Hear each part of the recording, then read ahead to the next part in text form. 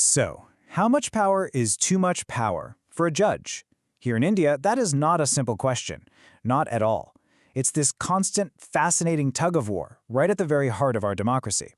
It's a really delicate dance between giving judges the freedom to do their jobs and making sure they're held responsible. Let's try and figure out where that fine line is drawn. Okay, to really get what's at stake here, let's jump in a time machine back to 2016. Picture this. You're at the movies, you've got your popcorn, you're all settled in, and then, boom, an order from the highest court in the country says you have to stand up for the national anthem. This wasn't a suggestion, it was a mandate from the Supreme Court. You can bet that order kicked off a massive, nationwide debate. And really, it all boiled down to one simple, but at the same time incredibly complicated question. Was that even the court's job? Was it protecting national pride? Or was it basically writing a new rule that it had no business making in the first place? To even start to unpack that, we've got to go back to square one. Where does the judiciary even get all this incredible power from? And maybe more importantly, are there any limits on it? Well, the power of our judiciary really stands on two giant and kind of competing pillars. On one side, you've got judicial independence.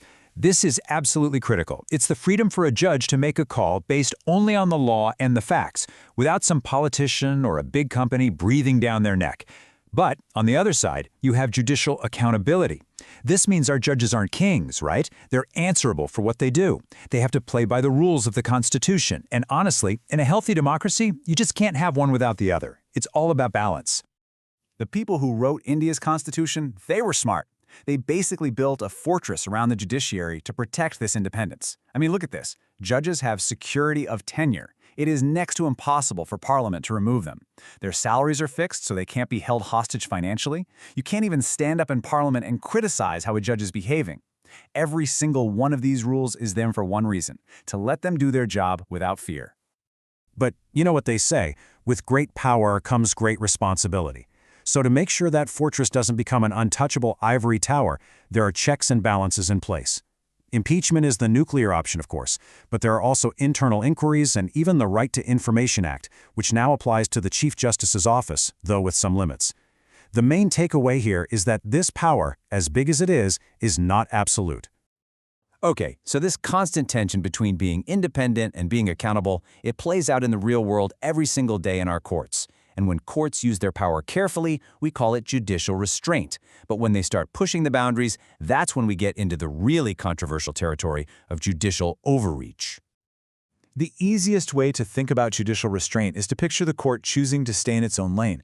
It's a philosophy that basically says, look, Parliament and the government, they were elected to make laws and policies. Our job is to interpret those laws, not to invent new ones.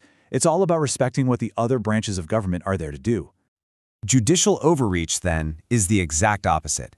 It's when the court swerves out of its lane and starts directing traffic in the other ones. This is what happens when judges begin making policy or giving super detailed administrative orders, essentially doing the job of the government. And this, my friends, is where things get really, really messy. All this theory is great, but the real drama, the real story, unfolds in the courtroom. So let's dive into a few amazing stories from the courts, case studies if you will, that show us just how blurry this line between necessary action and going way too far can be. Our first story is about something we all love: cricket. More specifically, it's about the massively powerful and incredibly wealthy Board of Control for Cricket in India. You know it as the BCCI. So the BCCI was facing some really serious allegations of corruption and just a total lack of transparency. Now, the Supreme Court didn't just hear the case and pass a judgment. No, it jumped right into the driver's seat. It removed the BCCI's elected officials and put a committee in charge of completely rewriting the rule book for how cricket is run in this country. It effectively took over the day-to-day management of a private sports organization.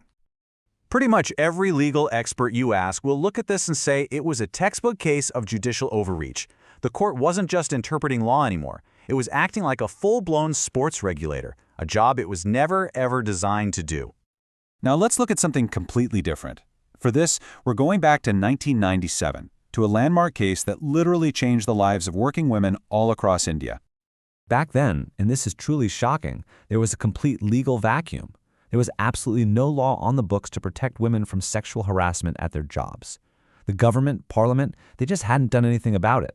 So the Supreme Court stepped in. It created a whole set of detailed rules, the famous Vishaka guidelines, and said this is the law of the land, until Parliament finally got around to passing an official act 16 years later. And this just perfectly shows the difference, doesn't it?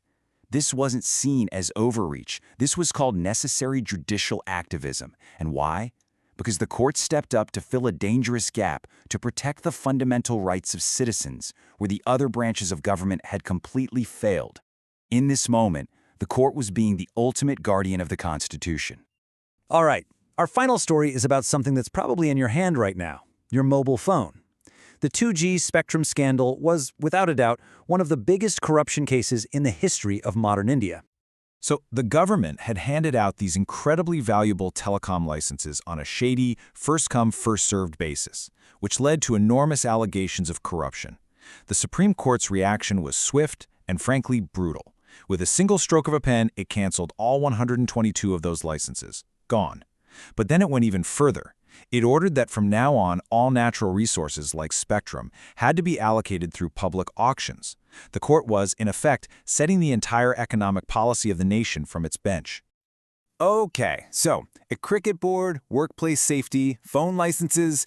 Why should any of us really care about these courtroom dramas? Well, because this balancing act isn't some abstract legal debate. It has a massive, real-world impact on our democracy, on our rights, and yeah, even on our bank accounts. Think about it. When a court overreaches, it can actually make the government we elect less accountable to us. But when it acts decisively, like it did in the Vishaka case, it protects our most fundamental rights when no one else will. And as the 2G case proved, a single judicial decision can send massive shockwaves through the whole economy, impacting everything from foreign investment to jobs. The stakes here are just incredibly high. And that brings us right back to today. This whole debate over what the judiciary's proper role should be. It's hotter than ever. And trust me, it is far from being settled. We see this fight playing out everywhere. We see it in the constant arguments about how we appoint our judges. We see it in the growing tension between the courts and the government. We even see it in how public interest litigations, or PILs, are used. They're an amazing tool for justice, but sometimes they get misused to push personal agendas. This challenge of finding that perfect balance, it's a living, breathing thing. Which leaves us with the ultimate unanswered question. The line between delivering justice and actually governing the country is often blurry, and it's always shifting. So, who gets to be the final umpire? The judges themselves? The parliament that we elect? Or us, the people? There is no easy answer, and that right there is the great ongoing challenge at the very heart of India's democracy.